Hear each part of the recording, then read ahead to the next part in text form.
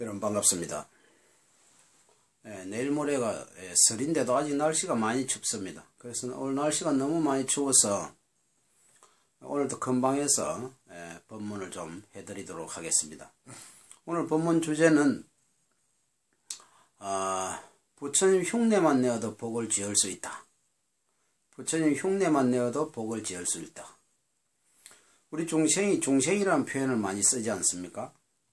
깨달음을 얻지 못한 존재를 중생이라고 하는데, 중생의 삶의 목표는 역시 행복이겠죠. 행복한 삶을 살고 싶어하는 욕망, 욕구가 중생으로 하여금 살아가게 만드는 어떤 원동력이지 않습니까? 그래서 이제 불교에서 말하는 진정한 행복은 깨달음입니다. 깨달음을 얻기 전에 우리가 느끼는 행복도 사실은 꿈과 같고 환상과 같죠. 많은 분들이 스님 꿈이라도 좋고 환상이라도 좋으니 그냥 행복하게 그냥 즐기면서 살아가고 싶어요. 이렇게 이제 말씀을 하시는 분들이 많습니다. 자, 여기서 우리가 깨달음은 둘째로 치더라도 우리가 흔히 우리 세속에서 살아가는 행복감이 세속에서 살아가는 이 행복함이야 우선 이제 건강, 기본적인 이제 경제적인 풍요로움, 그리고 뭔가 사랑하면서 의지할 수 있는 배우자 등등 여러 가지 조건들이 있겠죠. 그래서 건강이든 혹은 무슨 제복이든 재물이든 권력이든 명예든 아니면 로맨스든 뭔가 자기가 추구하는 어떤 행복감들이 있을 텐데 그 모든 것들은 사실 복이 있어야 성취가 됩니다. 복이 있어야 성취가 되는 겁니다. 복 없는 사람들은 그러한 것들을 쉽게 성취하기가 어렵다고 합니다. 우리 주변에 보면 재복은 있는데 건강복은 없다. 이런 표현을 쓰죠. 나는 재복도 있고 건강복도 있고 그거 다 있는 것 같은데 부부복이 또 없어요. 우리는 맨날 이제 부부불화야. 부부불화. 이런 분들이 있을 거고 또 어떤 분은 이제 부부복도 있고 재복도 다 있는데 건강복이 없다든가 등등 여러 가지 이제 각자 자기 이제 주어진 복이 저마다 이제 틀리죠. 그래서 부처님께서 이제 사실 복보다 중요한 것은 또 지혜라고 했습니다. 왜냐? 지혜가 있어야 올바르게 이제 복을 지을 수가 있거든요. 그래서 지혜를 이제 바탕으로 원만하게 복을 지어야 된다라고 부처님께서는 누누이 말씀하셨습니다. 그래서 부처님의 가르침은 인과업보, 인과윤회설이지 않습니까? 우리가 태어나고 죽고 태어나고 죽는 것을 끊임없이 반복하고 있다 이 말입니다. 깨달음을 얻기 전에는 끊임없이 윤회, 태어나고 죽고 태어나고 죽고 계속 반복하고 있는데 태어나고 죽음 속에서 그 모든 삶과 죽음의 수레바퀴 속에서 자기가 지은 업대로 살아간다라고 부처님의 경전에서 한결같이 말씀하시고 계십니다. 내가 지은 업대로, 그러니까 이제 복을 많이 지으면 이제 행복한 삶이 이루어지고 나쁜 이제 악업, 좋지 못한 복을 짓지 않고 나쁜 짓을 많이 하면 뭔가 불행한 일이 많이 생긴다 이겁니다. 근데 불교에서는 이번 생만 보면 안 되고 전생에 전생에 지은 어떤 업을 이번 생에 받고 이번 생에 지은 업을 이번 생에 받는 경우도 있지만은 다음 생에 받는 경우가 더 많다고 합니다. 그래서 전생에 이제 업보에 의해서 이번 생에 이제 살아가는 경우가 많고 또 이번 생에 지은 업은 다음 생에 받는 이제 경우가 많다라고 많은 선지식들께서 얘기를 하셨습니다. 그래서 이제 우리는 살아가면서 아이고 내가 사는 게 행복하다. 이제 이런 분들은 이제 아이고 전생에 복을 많이 지었나 보구나. 그렇게 이제 스스로의 마음을 이제 돌아볼 줄 알아야 되고 또 이번 생에 나쁜 짓을 한 사람이 있으면 반드시 다음 생에라도 그 나쁜 짓한 업보를 내가 받을 수밖에 없는 거라는 그런 두려워하는 마음으로 자기 자신을 성찰해 볼 수가 있어야 됩니다. 그러면 이제 사람들이 이런 이제 인과 업보를 잘 믿을까요? 안 믿을까요? 잘 안 믿어요. 믿으면 얼마나 이제 사람 사는 세상이 정직하고 믿음이 가득하겠어요. 그런데 사람에게 사기치고 나쁜 짓하고 이제 누군가를 괴롭히는 사람들은 자기가 지은 업보를 자기가 언젠가 받는다라는 것을 믿지 않기 때문이죠. 자, 그래서 우리 부처님께서는 항상 우리 중생들에게 중생들아 행복하게 살고 싶냐? 그러면 복을 많이 지어라. 착한 업을 많이 지어라. 선업을 많이 쌓아라. 공덕을 많이 쌓아라. 항상 이제 팔만대장경에서 말씀하시고 계십니다. 그리고 이제 불교에서 가장 중요한 핵심은 지혜입니다. 결국 깨달음이 종교이기 때문에 지혜이지만 또 한편으로 부처님 말씀을 가만히 공부해 보면은 요 지혜도 복이 있어야 지혜를 이제 닦을 수 있답니다. 복보다 지혜가 중요하지만 지혜도 복이 있어야 닦을 수 있다. 라는 것을 우리가 가만히 고민하고 사유해 본다면은 결국 복이라는 것이 우리가 어떤 일을 성취하는 데 있어서 가장 중요한 뿌리가 되겠구나 라는 것을 판단해 볼 수가 있습니다. 근데 이제 사람들한테 복 지으세요, 선업 지으세요 하면은 어떻게 복을 지어야 되나 선업을 지어야 되나 잘 모르시는 분들도 계시겠지만은 또 막상 뭐 하려고 하면 쑥스러워 하거나 이게 진짜 효과가 있나 싶기도 하고 이제 또 이렇게 이제 갈팡질팡 하시는 분들도 계십니다. 부처님의 이제 경전에 보면은 재미나는 얘기가 굉장히 많은데 부처님께서 이제 부처님의 법을 널리 펼치다 보니까 부처님 당시에 이제 먼 지방에서는 먼 지방에 사는 이제 신도들은 실제로 부처님 볼 기회가 별로 없지 않습니까? 부처님께서 이제 부처님의 제자들에게 머리카락을 이제 이렇게 잘라 주셨답니다. 그래서 이 머리카락으로 탑을 세워라. 부처님의 살아생전에는 부처님의 머리카락이나 뭐 부처님의 입고 계시던 뭐 가사 그 성복으로 이렇게 탑을 짓는 경우가 있었다고 합니다. 그래서 먼 지방의 부처님 제자들이 이제 부처님의 머리카락을 이렇게 모셔와서 탑을 하나 세웠는데 이 사람들이 이제 부처님의 탑에다가 이제 머리카락이 있는 탑에다가 이제 복을 짓고 싶어서 거기다가 뭐 이제 뭐 꽃도 올리고 과일도 올리고 공약물을 올리고 뭐 거기다가 사람들이 다 이렇게 절을 올리는 겁니다. 그러니까 그 부처님의 탑에 있는 뭐 숲에 원숭이가 한 마리 있었답니다. 예. 그 원숭이가 이제 나무에서 왔다 갔다 하는데 이 인간들을 가만히 보고 이해가 안 되는 거예요. 아니 저 인간들이 왜 돌덩어리 같은 저 탑을 저 돌로 만드니까 저 돌덩어리 같은 데다가 돌덩어리는 과일을 먹을 줄 모르는데 왜 과일을 올려놓고 왜 이제 이 돌덩어리에다가 꽃을 올려놓고 왜 저 이제 돌 있는 데다가 머리를 이제 수구리 하고 있을까? 그 원숭이가 이해가 안 되는 겁니다. 왜 그럴까? 인간들은 왜 저렇게 어리석을까? 이러면서 그래서 가만히 보니까 원숭이가 호기심이 많지 않습니까? 하도 호기심이 나서 이제 자기도 이렇게 자기가 먹으려고 남겨둔 나무 열매를 넓적 가져다가 그 신도님들이 이제 절하는 사리탑에다가 이렇게 올려놓고 사람들이 절을 하는 흉내를 내면서 탑에다가 이제 절을 하는 흉내를 막 냈답니다. 원숭이가. 그러니까 이제 원숭이가 절을 제대로 하겠어요? 하여튼 뭐 나무 열매를 올려놓고 절을 한답시고 뭐 엉덩이를 이제 번쩍번쩍 이제 고개를 팍 뭐 수그리고 하니까 사람들이 보니까 귀엽잖아요. 그래서 이제 사람들이 뭐 봐라. 원숭이도 부처님한테 저렇게 이제 가위를 올리고 절을 하네. 원숭이가 알고 뭐 어렵겠어요.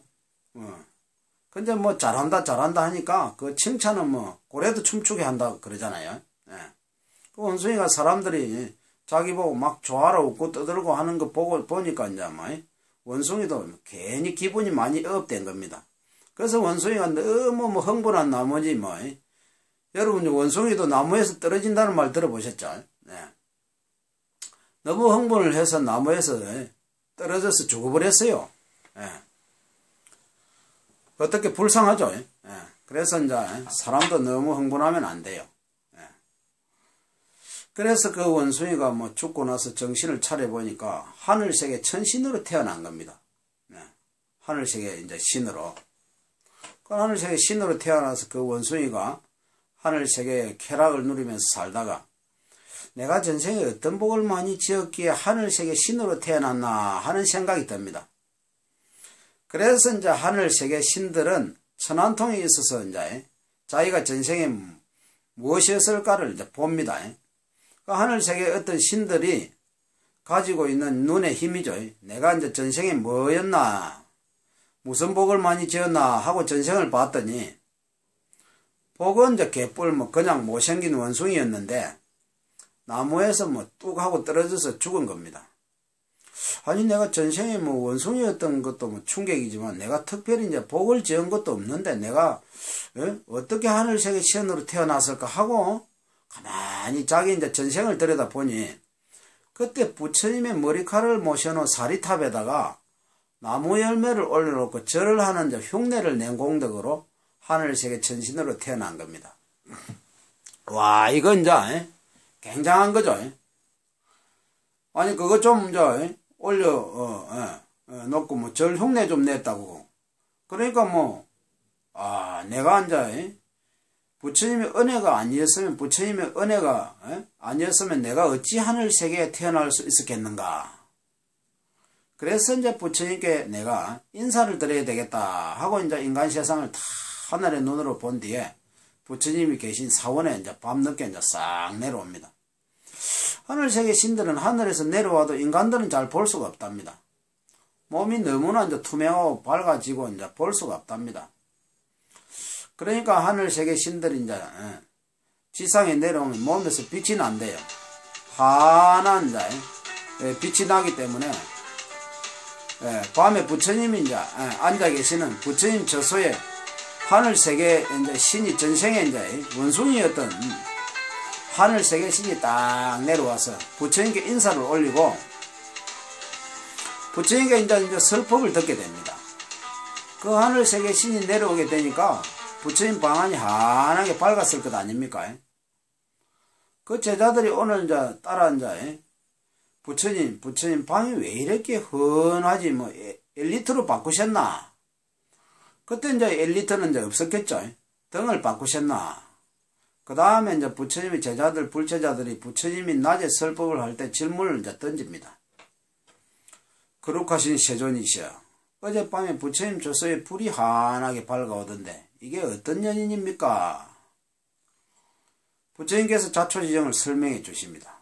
나의 제자들아, 과거 전생에 원숭이가 한 마리 있었는데 부처님의 머리카락을 담아놓은 사립탑에다가 나무 열매를 올려놓고 사람들이 절을 하는 것을 보고 흉내냈던 그 공덕의 힘으로 하늘세계 천신으로, 그래서 그 은혜 때문에 너무나 고마운 나머지 나에게 부처님께 인사를 하기 위해서 여기에 내려오면서 그렇게 환한 그런 불빛이 이제 뿜어져 나온 것이다. 이렇게 얘기를 하니까 그 불제자들이 이제 부처님 믿을 수가 없습니다. 원숭이가 고작 장난으로 나무 열매 하나 올려놓고 그 사람들이 절하는 그 몇 번 흉내낸 걸로 어떻게 하늘세계 천신으로 태어날 수 있단 말입니까? 그렇잖아요.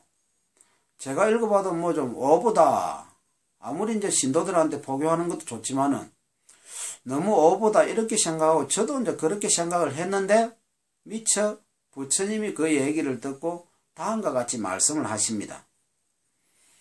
불제자들아, 저렇게 어리석은 축생도, 저 원숭이같이 어리석은 축생도 장난으로 나무 열매를 올려놓고 절을 하는 흉내를 내면서 복짓는 흉내만 지어도 저렇게 공덕이 쌓여 하늘세계 천신으로 태어나는데 하물며 원숭이보다도 더 지혜로운 인간이 바른 마음으로 정성스럽게 복을 짓는다면 그 공덕이 얼마나 뛰어나겠는가. 그러니 마땅히 이번 세상에 사람으로 태어나기 어려우니 이번 세상에 사람으로 태어나 불법을 만났으니 이번 세상에 정성스러운 마음을 가지고 복을 짓는다면 반드시 크나큰 공덕을 성취하게 될 것이다 라는 얘기가 경전에 나오고 있습니다. 그래서 나온 유명한 말이 복 짓는 흉내만 내어도 무엇이 쌓인다? 복이 쌓인다. 흉내만 내도 공덕이 쌓인다. 그런데 여러분, 흉내만 내어도 복이 쌓이는데 흉내조차도 안 내는 사람이 있어요. 우리가 복 짓는 흉내조차 내지 못하는 사람을 업보가 두껍다고 하는 겁니다. 얼마나 업보가 두꺼우면 복짓는 흉내조차 내지 못할까? 여러분들이 원숭이보다 잘났어요, 못났어요? 원숭이보다 잘났는데 별로 그렇지 자신 없는 것 같아요. 원숭이보다 훨씬 우리가 지혜롭고 잘났잖아요. 하물며 원숭이보다 잘난 우리가 어찌 복을 짓는데 게으를 수 있겠는가? 부처님께서 말씀하시고 이렇게 계십니다. 이와 같은 비슷한 얘기가 있습니다. 부처님 제자 중에 한 분인 스님께서 깊은 숲에 들어가서 혼자 이제 나무 열매를 이제 따먹으면서 이렇게 이제 참선을 하면서 마음 닦는 수행을 하셨답니다. 이렇게 가부좌를 들고 이제 수행을 하면서 마음 닦는 수행을 하셨는데 그 근처에 원숭이가 있었답니다. 마을에서 탁발을 하거나 무슨 나무 열매를 따고 뭐 이렇게 음식을 드실 때 그 앞에서 원숭이가 왔다 갔다 하면서 그 스님께서 가끔 이렇게 음식을 원숭이에게 던져 주었대요. 그래서 짐승들은 뭐니 해도 뭐 먹을 걸 주는 걸 아주 좋아하잖아요. 그래서 그 원숭이는 그 스님을 잘 따랐답니다. 스님을 잘 따라다녔는데 스님이 어쩔 때는 먹을 것도 주고 했는데 어쩔 때는 아무리 나뭇가지를 흔다고 막 찔러대도 움직이지 않고 자기하고 안 놀아주는 겁니다.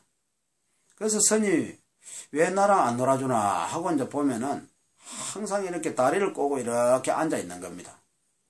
그리고 원숭이가 이제 말을 못하니까 자기도 답답하잖아요. 속으로는 저게 뭐지 하고 이제 말을 못하니까 그냥 나랑 놀아주지 맨날 저렇게 웅크리고 저렇게 뭐 다리 아프게 저렇게 하고 있을까 하고 생각하면서 원숭이가 이렇게 그 스님을 이제 친하게 지내고 따라 하다 보니까 그 스님이 참선하는 자세를 흉내내게 됐답니다. 근데 원숭이는 굉장히 뭐 산만하잖아요. 그러니까 뭐 1분을 못 버티는 겁니다. 그러니까 스님이 이렇게 이제 참선하고 있으면 자기도 스님을 보고 참선하는데 1분을 못 버티니까 하다가 에이 이래버리고 흉내내다가 에이 이래버리고 원숭이가 굉장히 뭐 산만하지 않습니까? 그러니까 원숭이 마음이 아주 뭐 우리 마음이 항상 들쑥날쑥 하잖아요. 들쑥날쑥 이제 이런 이제 불교에서는 요 마음을 잘 다스리는 게 핵심 수행이라고 합니다. 그런데 이제 마음이 잘 다스려져요, 안 다스려져요? 안 다스려지죠. 마음을 다 이제 잘 다스리면 다 도인이죠. 불교에서는 잘 다스리지 않는 이 마음을 술 취한 원숭이다라고 비유를 했습니다. 원숭이만 해도 뭐 얼마나 까부는데 원숭이가 술까지 마셔서 뭐 취했으니 그 원숭이가 제정신이겠어요? 그 제정신이 아닌 원숭이가 술 취한 원숭이의 그 들쑥날쑥한 그 원숭이의 상태가 마치 무엇과 같다? 우리 마음과 같다 이 말입니다. 그러니까 가끔 이제 스님 제가 제 마음을 모르겠어요. 원래 그게 이제 정상이에요. 마음이 우리 마음을 모르겠다. 우리 마음이 그만큼 번뇌가 많습니다. 우리 마음을 잘 다스리기가 힘든 거죠. 근데 그 뭐 산만한 원숭이, 집중하기 힘든 원숭이가 1분이고 2분이고 가끔 이제 스님 따라서 이렇게 참선자의 자세를 취했는데 그 원숭이도 결국은 이제 수명이 다해서 결국은 세상을 이제 떠나게 됩니다. 그래 이 원숭이가 이제 머나먼 미래생에 그때 숲속에서 스님을 따라서 잠깐 참선을 흉내냈던 그 공덕의 힘으로 머나먼 깨달음을 얻은 그 성자가 되셨다고 합니다. 그 깨달음을 얻으신 위대한 성자가 바로 원숭이였을 때 참선한 자세를 조금 흉내낸 그 이제 공덕만으로도 그와 같은 위대한 깨달음을 얻을 수 있는 씨앗을 이제 심게 되었다. 이게 바로 인과업보죠. 복 짓는 흉내만 내어도 복이 쌓이고 수행하는 흉내만 내어도 언젠가는 깨달음을 얻게 된답니다. 하물며 원숭이보다 지혜로운 우리 인간이 하루에 5분이든 10분이든 혹은 뭐 넉넉하게 30분이든 1시간이든 자기의 마음을 비우고 수행을 마음을 닦는 수행을 한다면 분명히 그 불자는 머나먼 미래생의 위대한 성자가 되지 않겠느냐. 부처님의 가르침에 이제 입각해서 제가 이제 자신있게 말씀드리는 것입니다. 자, 이와 같이 복 짓는 흉내만 내어도 공덕이 쌓인다라는 이 부처님의 말씀을 우리 많은 이제 불자님 분들께서 마음속에 좀 각인을 하셨으면 하는 바람입니다. 또 그 우리 불교에서는 수행을 열심히 하는 수행자에게 음식이나 어떤 공양을 올리면 큰 복을 받는다고 합니다. 그래서 이제 축생이 있죠. 지나가는 배고파하는 축생 나에게 이제 먹이 하나를 던져 주어도 크게 공덕이 된답니다. 그게 복이 된대요. 땅바닥을 이제 지나다니는 축생에게 이제 먹이 하나를 던져 주어도 복이 되는데, 계율이 청정하고 수행을 열심히 하는 분에게 공양을 올린다면 그 공덕이, 그 복이 얼마나 더 크겠는가, 그런 자라는 가르침이 우리 불교에서 전해지고 있는 겁니다. 그래서 옛날에 이제 인도에는 그래서 복도 짓고 싶은 사람들이 항상 자기들이 다음 생에 큰 복을 이제 얻고 싶어서 다음 생에 천상 세계에 이제 태어나거나 인간으로 태어나도 부귀영화를 누리고 싶어서 열심히 수행하는 수행자에게 복을 짓기 위해서 공양을 올리는 그런 문화가 오랫동안 이제 발달이 되어 있습니다. 그래서 이제 당시에 부처님 제자 중에 위대한 깨달음을 얻으신 도인 스님이 계셨는데, 그때 그 나라에 아주 가난한 농부가 살고 있었답니다. 이 가난한 농부가 자기 이제 앞마당 뜰 앞에 아주 풍성한 포도가 몇 송이가 열렸답니다. 그 포도를 보면서 내가 지금 이번 생에 이렇게 가난하고 힘들게 사는 것이 전생에 복을 안 지어서 그렇다. 그러니 제일 맛있어 보이는 포도를 내가 그 깨달음을 얻으신 도인 스님에게 내가 공양을 올려야 되겠다. 이렇게 이제 마음을 품고 있었는데, 아무리 공양을 올리고 싶어도 자기 차례가 안 오는 겁니다. 왜 안 오느냐? 부자들이 서로 복을 짓겠다고 스님을 서로 모셔가는 바람에 그 가난한 사람은 아무리 부족해서 자기는 감히 모실 수가 없는 겁니다. 그래서 그 지방의 그 나라의 굉장히 큰 부자가 그 도인 스님을 모셔다가 이제 한 달 동안 자기가 공양을 도구로 올리겠다고 하는 겁니다. 독점 공양이죠. 행평성에 어긋나죠. 그래서 한 달 동안 공양을 독점하고 올리기에 한 달 지나고 나서 이제 가까스레 도인 스님께서 이제 마음을 지나가게 됐을 때 그 도인 스님을 가난한 농부가 도인 스님을 마주하게 됩니다. 이제 도인 스님을 뵙게 되겠구나. 도인 스님에게 가서 스님 혹시 시간이 되신다면은 저희 집에 잠깐 이제 가줄 수 있겠습니까? 이렇게 이제 청을 하는 겁니다. 그 도인 스님은 이제 남는 게 시간이니까 도인 스님이 오늘 시간뿐입니다 하니, 그래서 이제 신도가 집에 모시겠습니다 해서 집에 가서, 그래서 비록 가난한 집이지만 가장 그래도 양명한 자리에다가 스님을 딱 모신 뒤에 기다리고 이제 기다리던 가장 풍성하고 싱싱해 보이는 포도를 따가지고 닦아서 그 도인 스님이 올립니다. 스님, 제가 이번 생에 이렇게 가난하고 사는 것은 천생에 복을 짓지 않아서 그런가 봅니다. 제가 가진 것이 없지만 보잘것없더라도 요 포도를 받아 주시옵소서 하고 포도를 다 공양을 올립니다. 그러면서 이제 한 달 동안 그렇게 올리고 싶고 싶었는데, 한 달이 지나서 이제야 이 포도를 올리게 하니까 도인 스님이 다 이렇게 이제 합장을 하시고, 그대가 이제 바라는 대로 뜻대로 이루어지소서 하고 축원을 해주면서 항상 스님들이 공양을 받고서는 그렇게 축원을 해주는 겁니다. 그러니까 이제 잘 되기를 바라는 마음으로, 순수한 마음으로 이제 축원을 해주는 거죠. 그러면서 이제 도인 스님이 나는 한 달 동안 당신에게 포도를 공양 받아서 하는 겁니다. 오늘 포도를 처음 드리는데 제가 언제 한 달 동안 포도를 올렸습니까? 하니까 한 달 전부터 나에게 포도를 올려야 된다라고 하는 그 간절한 마음 때문에 한 달 동안 포도를 올린 공덕이나 다름이 없습니다 하는 겁니다. 그 농부 얼마나 감동스러워요.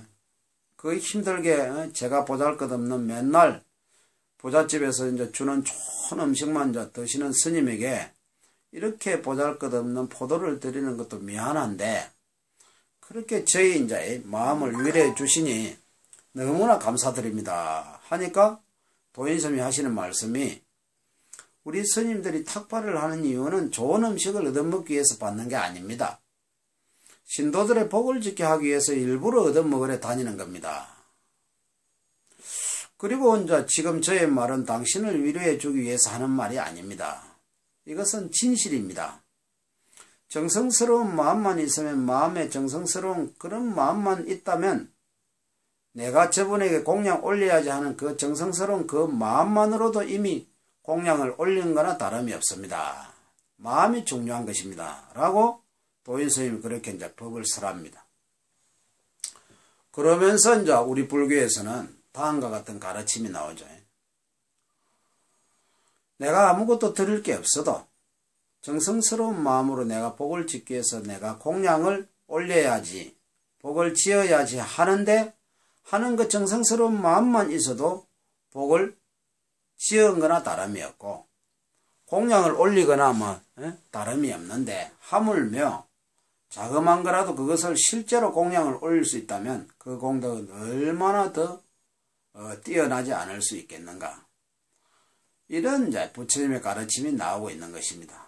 그렇지만 항상 중요한 것은 정성스러운 마음입니다. 오늘은 여기까지 하겠습니다. 추운 날씨에 감사합니다. 다음 시간에 뵙겠습니다.